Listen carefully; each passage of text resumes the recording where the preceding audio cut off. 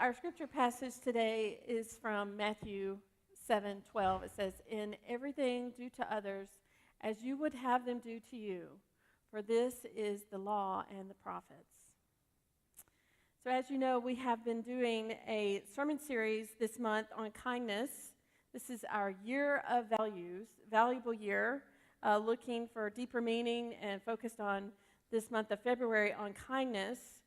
Just to give you a reminder, the first Sunday we talked about Micah, chapter 6, verse 8. What does the Lord require of you?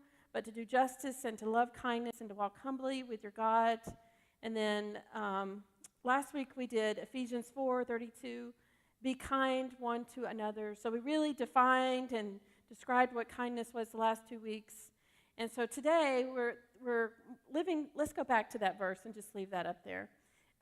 Today we're just kind of living into that. The word kindness is not in this, but this certainly is a true definition of kindness. Now this passage, Jesus says these words in this long section of Matthew that's called the Sermon on the Mount. Luke has a version that's the Sermon on the Plain, but in Matthew it's the Sermon on the Mount. It's called that because he walks up to a hill and sits down and starts teaching. And so it's called the Sermon on the Mount. It's the longest spoken section of Jesus' words in any of the gospel, in all four gospels. And it starts off the Beatitudes, the Lord's Prayer is in there, just full of things that are really meaningful that that you might recognize. But of course, this is one of those that's very recognizable. So it's just full of really great things from the voice of Jesus, from the mouth of Jesus. But this is called the Golden Rule, right? Do unto others as you'd have them do unto you. Some people call it the ethic of reciprocity. The ethic of reciprocity. But as a rule, as a golden rule, it's not your common kind of rule. It doesn't tell you what not to do. Don't lie, don't cheat, it's not like the Ten Commandments that has some of that. It doesn't even tell you what to do. Love the Lord, it doesn't even tell you exactly what to do. So there's no action involved, clearly defined action. But in a way, we know exactly what it means when we say, love the Lord your God, do unto others as you would have someone do unto you. So we know what that means. Now, people have wondered if this is not kind of universal for humanity rather than just Christian faith, because it is so present in all kinds of different religions. So I'm just going to give you a quick run through what I mean by that. Our Christian tradition comes from Judaism. Judaism has a version of this. Leviticus 19:18 says, "You shall love your neighbor as yourself." Do you see how that's really about the same thing, right? Love your neighbor as yourself. Do unto others as you would have them do to you. The Buddhist tradition, there's several quotes from Buddhist tradition, but here's one that I like. Hurt not others in ways that you yourself would find hurtful. See, it's in Buddhist tradition. Islam has a very similar scripture. It says, "Do unto all people as you would wish to have done unto you." Very, very similar. Hinduism, "Do not unto others which would cause you pain if done to you." So it seems to me, and it's been pointed out, that this golden rule is really universal throughout different religions. So it's not unique to Christianity, but certainly foundational for all religions. Do to others as you would have them do unto you. So to me, it is a good definition of kindness. Now, the way that it's worded, the way that we have our version of this reciprocity law, is that you do unto others as you would have them do unto you. So a good portion of the passage is about you, as you would have them do unto you. As you would have them do unto you. So today, we're going to talk about self kindness. We talked about kindness, define kindness the last 2 weeks. Today we're going to talk about self-kindness. Next week we're going to talk about how to be kind when it's hard to be kind. But today we're going to talk about self-kindness. Self-kindness. Whether you're aware of it, most of us have a critic inside our mind. And mine sounds something like this. You're so stupid. How could you have made that mistake? You are so stupid.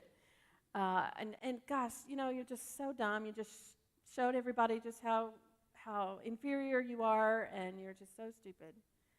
Or if something doesn't work out, I'll say, man, sometimes I'm just come across as I'm just so lazy. I'm just so lazy and worthless. I'm not going to amount to all that I really had hoped of. Why do I ever have dreams to begin with? I'm just really so lazy. So stupid and lazy are a popular thing that I hear in my head. I'm so stupid. We have these comments that run through our head, and sometimes we don't even realize it.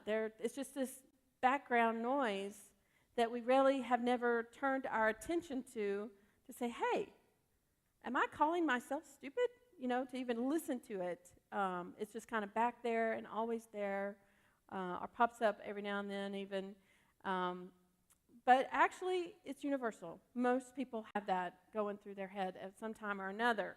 Now, the stupid one comes up for me because I have done some stupid things, and they've been very public, like falling off the stage or saying the wrong thing.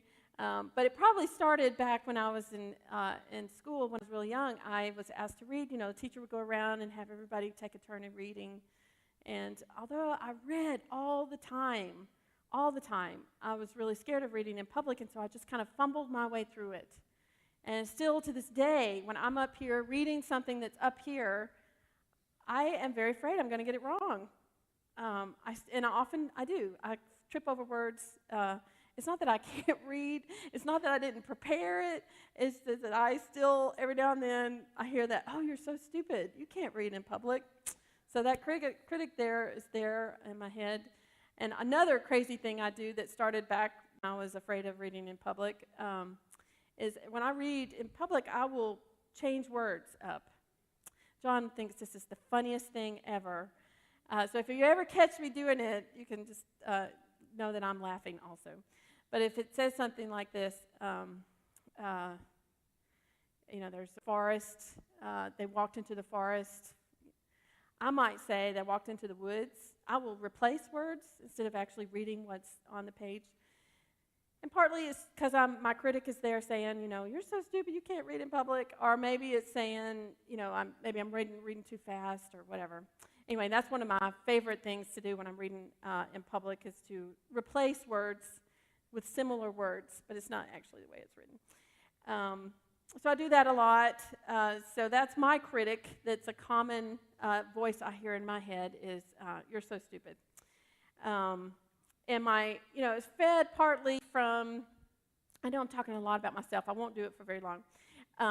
It's fed partly from, when I went off to college, my father, he didn't intend for this to feed into that little critic voice in my head. But this is what he told me. He said, now, when you're at college, you better learn how to type. Because, every woman needs to know how to type because she can at least type, right? You can at least get a job as a typist. You can at least get a job as a typist. So I have on my screen, on my computer screen, when I open it up, I have on there, I know more than typing. I know more than typing now. So those are some of my own personal critics, but we all have a critic going on in our head. So when you talk about self-kindness, I'm not asking you to turn to that critic and say, get out of here, because that's also being mean to yourself. But I'm asking you to recognize that voice inside of you. Just recognize that voice that might be saying unkind things to you. Now, if you're particularly going through a difficult time and that voice is really strong out there, here's a little tool you can use. You can ask, what would your closest or most loving friend say to you right now while you're going through that? And see if you can say that to yourself. Give that to yourself, right? Be kind to yourself by saying what maybe your best friend might say to you. Because we're not necessarily kind to ourselves. So I have heard it said that, well, maybe that voice inside of me is trying to help me improve. You're so stupid. You need to do harder. You need to be better. So maybe it's trying to make me improve, right? Maybe it wants something more of me. Problem is that a critical voice, judgment, creates a lot of anxiety. You just cannot perform. You cannot be the best person that God has made you to be when you're worried about anxiety and frustration with that. Another way that critical voice comes up is through comparisons. I am married to a really great preacher.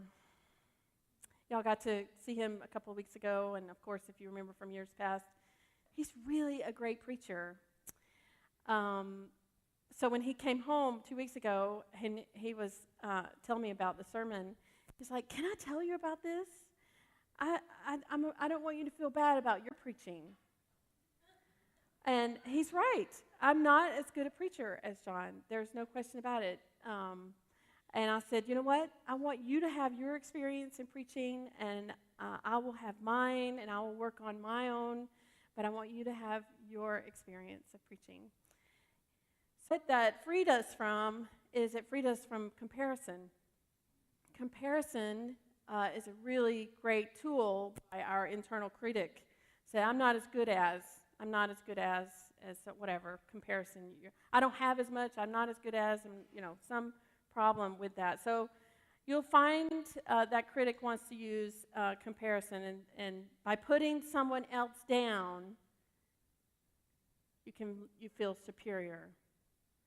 And that really creates more anxiety than it's worth. But so how do you stop that judgment? And what do you do with that evaluation? Well, you name it first. You say, "Hi, critic." Oh, that's my critic going on. And when I hear my critic saying, "You're so stupid," it's good to say, "Yep, I have embarrassed myself." Right? I have embarrassed myself on a regular basis. And yet, this is important to me. I have always felt God's calling for longer than I can remember to be a pastor. And so reading in public is one of those things that pastors have to do. And so yet, even though my critic wants to protect me, and I still have to say, yep, I still want to do this, even though I might come off and not do it well. So first thing, you recognize your critic, and then you talk to that critic. You talk to that internal voice, and just acknowledge that everyone feels suffering, everyone feels pain. That voice is the unity of all of humanity, right? That internal voice is the unity of all of humanity. Everyone feels this way. Everyone feels this way. So that's a moment to feel connected to the whole world. It's universal. And then you replace it with some other thing that you want. Why is it that you want to do whatever you want to do? Why is it that God wants you to do whatever it is that God is wanting you to do? So self-talking. Someone asked me recently, I was going through something with the warming center, and they were like, "I hope you'll do something kind to yourself today." I felt like I had tripped over something and fallen. I was like, boom. I don't know what that means to be kind to yourself. What does that mean? Okay, I'll go pick up a donut on the way home. I knew that wasn't right. I knew that didn't quite mean what she meant. So this is really how you do that. This is really how you be kind to yourself. You recognize the negative voice inside, You talk to it. You connect to all humanity. You self-soothe. You talk to yourself and talk to yourself as if you're actually a friend to yourself, right? So if you don't believe that this is really important, let's go back to this passage. Do to others what you would have them do to you. This is why this is important. This is why being self-kind is important. How can you do to others if you are not kind to yourself? Now, it's not true that people that have a low self-esteem are not kind. They can be, and they often are. They're really giving. But they can't be as kind and for as long as people that are also kind to themselves. There simply is a drain on kindness if you are not kind to yourself. So that's why this is so important. So it has to be kind of a, I like the seesaw image. That yes, you can give and give, but you're not going to be able to give as much if you are not kind to yourself. So there needs to be an even balance. So whatever pain you're suffering, and that seems to be universal, we all go through stuff. Whatever pain you're suffering, talk to yourself about that as if you're a friend. And you will find that you have more resources then to be kind to others. Another way that we can remember to do unto others as we have done, as you would do to you, is we can remember our baptism. Molly and Kimberly, it was just so touching to be the one to, baptize you. It's such an honor. But when we remember that God did not create crap, right? That God created each and every one of us. That when we do this outward sign of an inward decision, what we're saying is that I believe I'm a child of God. I believe I'm a child of God. So maybe we can respond to that critic the way that God would respond to us, with love and kindness. So in closing, I would like us to remember our baptism. This is a tradition in the Methodist Church and in a lot of churches to ask if anyone would like to come, I can rebaptize you just on the forehead. Remember your baptism with this wonderful water that has already baptized 2 others today. So it's very much like communion, just fall in line if you would like to. Not everyone has to, but if you would like to, I would like to offer remember your baptism. Yeah, just come forward.